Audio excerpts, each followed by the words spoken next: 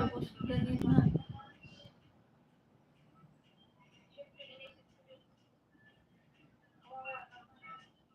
Oo, nag-aral pa daw siya. Titingnan ko kung nag-aral ba talaga yan. Naku, naiinis ako. Baka naman pinagluloko lang akong yan. Sinungaling pa naman yan. Nakaraan nga. Akala niya siguro hindi siya isusumbong ng classmate niya.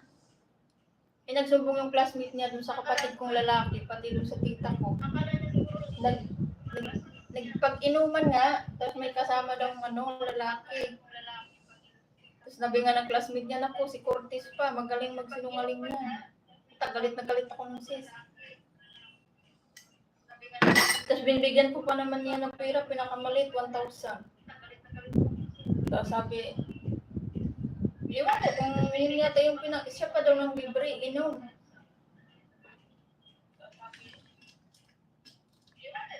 Tapos nagsisinungaling pa, doon yung screenshot.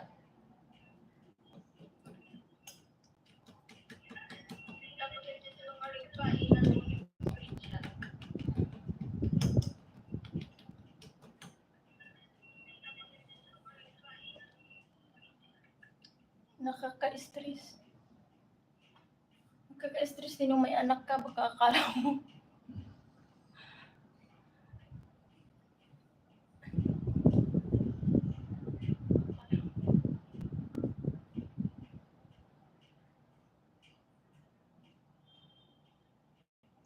O, akala mo ba sa isang buwan, nakakailan yan sa akin?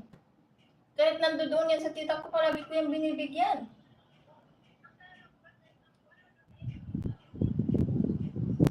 Nung doon na yan sa Nueva Ecija, di ba, hindi ko alam kung nakwento ko sa'yo dati.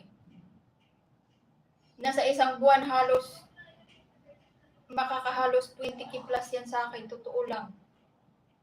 Nagulat ako, bakit ano ba to?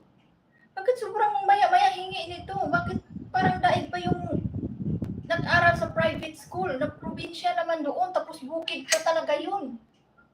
So, kung nangyari dito, doon siya nun, di ba nung sinabi ko sa'yo, doon yung nakatira sa pinsan ko.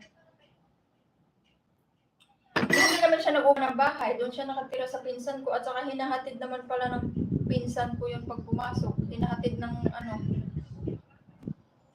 kasi syempre, parang sinasabay na lang din siya. Puti.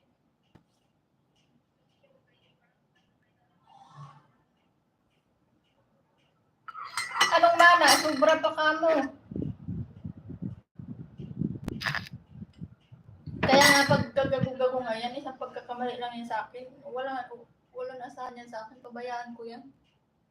Hayaan ko yung tumayo sa sarili niya pa. Siguro kasi tanda naman na eh.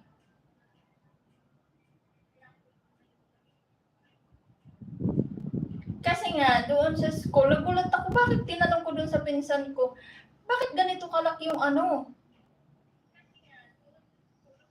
panahingi to si Rinami sa akin ng pera. Sabi ko, bakit ganito kalaki yung pera na napupunta sa kanya, every month? Sabi, ay te, huwag mo nang bigyan niya ng ganyan kalaking pera. Kasi alam mo ba sa school, halos ilibre niya lahat ng classmate niya ng milk tea. Araw-araw. Sabi niya, hindi naman yan nagbibili dito ng bigas sa bahay. Hindi ko naman yan pinagpabili na bumili ka ng ganito, ganun-ganun. At saka hindi naman yan namamasahe, hinahatid ko yan.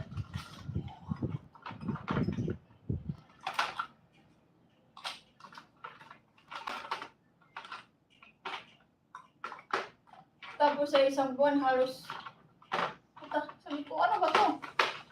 Parang hindi na yata to tama ah. Parang ginagago na yata ako nito eh.